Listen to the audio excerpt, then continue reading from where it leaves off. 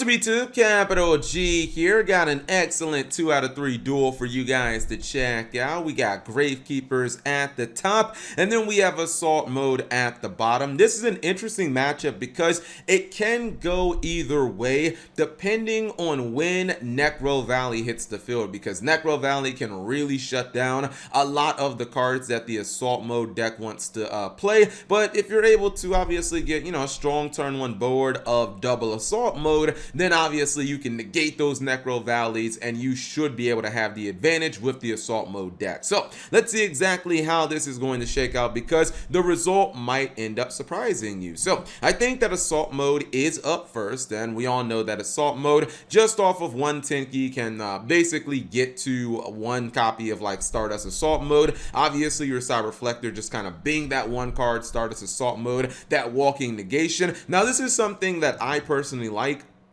and my Assault Mode build, which I'll eventually deck profile, but I actually think that Ghost Bell is like one of the best hand traps, because we all know Called by the Grave just absolutely destroys Stardust Assault Mode, and Called by the Grave is too prevalent in the meta to just ignore, and obviously Ghost Bell stops it. So I really like Ghost Bell as an option here. He's going to go with that Assault Mode activate, but he's going with Back to the Front. That means he's probably going to drop 2 copies of Stardust Assault Mode in the first turn. Usually this is the type of board where if you're playing against a deck that isn't super combo based, then doesn't have a bunch of extenders like Sky Striker, you negate maybe an Area Zero or a Widow Anchor, or you negate like a Widow Anchor and an engage. As long as you make it to the next turn, you basically win, because you just kind of take away 2 cards from them each turn and they can't really deal with it. But he has an ace up his sleeve in Gravekeepers. He's gonna go Instant Fusion, card that obviously is not that strong in that position. He does end up summoning, and that patience was awesome. He waited for after the Linkuriboh for him to normal summon, hits him with the big Torrential Tribute. Now he will obviously have to try to use Stardust Assault Mode, but Solemn Strike, guys, the great equalizer. Doesn't matter how much negation you have, ain't none of that negation. Spell speed 3. Now he's able to get a Stardust back for, I guess his troubles, but the problem is Gravekeepers are going to be able to capitalize. He's going to go ahead and activate that copy of Necro Valley, then goes for Card Demise. He doesn't really get anything except like 1 card out of it, but fair enough. It's decent. He is going to attack into that Storming Mirror Force, and this game is basically over. Now so many of his cards are dead because of Necro Valley. He basically has to use Impermanence on the Gravekeeper Spy, but it doesn't matter. He's still going to be able to fusion summon into the Gravekeeper Supernaturalist. I love this card, by the way. This is actually making me quite the fan of Gravekeepers. Now he has things like Impermanence, cards like Ghost Bell. These cards are not particularly strong if you've already lost your Stardust Assault Modes. These are supposed to be cards that keep your Stardust Assault Mode protected. So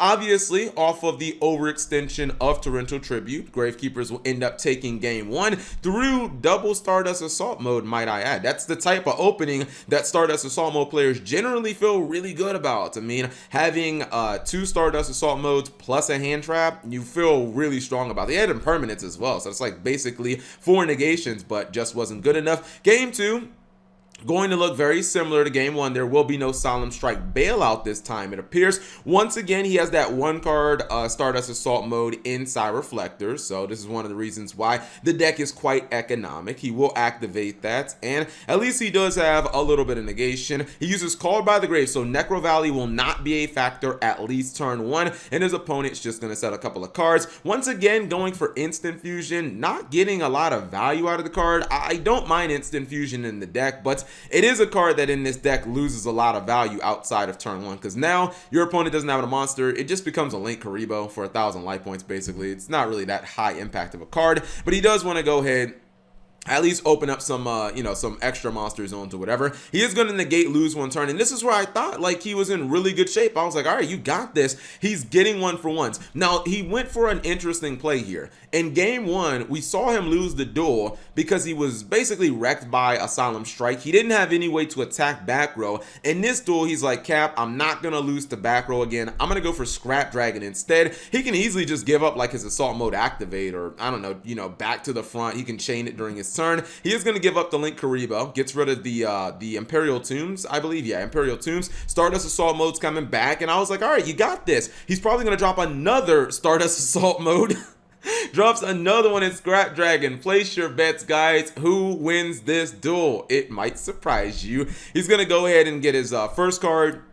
Necro Valley Throne negated, and this was really unfortunate. He throws out Card of Demise. You basically have to negate that if your opponent activates a Demise for a draw 3, you cannot let them just draw 3 cards for free. So he's obviously going to negate it. Problem is, he's got another copy set, Get Jebaited, and now his Stardust Assault modes are trapped in the graveyard because yes, he got a copy of Necro Valley. Necro Valley is just, it's too, like, if you are able to get it unopposed, especially after your opponent has activated the Stardust Assault modes, they will be trapped in the graveyard forever. So basically they're just not coming back. And even though he has Scrap Dragon, he's not going to make the wisest choice. So he's basically going to pop the Necro Valley, which is fine, but I would have rather went after the back row. I know it could be a random card that doesn't matter, but unfortunately it is not a random card that doesn't matter. It's Pot of Extravagance that gets him right back in the game. Now he has Gravekeeper's Throne. He actually drew another Extravagance. And off of the Headman, he will be able to go for Akashic Magician, 200 IQ play. I like it. He bounces the Scrap Dragon back to his opponent's hand, and then he finds himself in a position where goes for Psy Reflector. He's trying to go for that extra copy of Stardust Assault mode, but nope. Activating Necro Valley during your opponent's turn from the graveyard with Necro Valley Temple, shutting it down again, and basically this game is over. I was quite surprised that Gravekeepers took this duel in a 2-0 commanding fashion, especially when it appeared that Assault mode at multiple times in these duels was in a commanding position. But you know what? I commend Gravekeepers, man. Definitely an excellent and impressive display. Anyways, if you guys enjoyed the duel, give the video a thumbs up. Thank you guys for watching. As always, subscribe if you have not already, and turn on that notification bell for daily videos.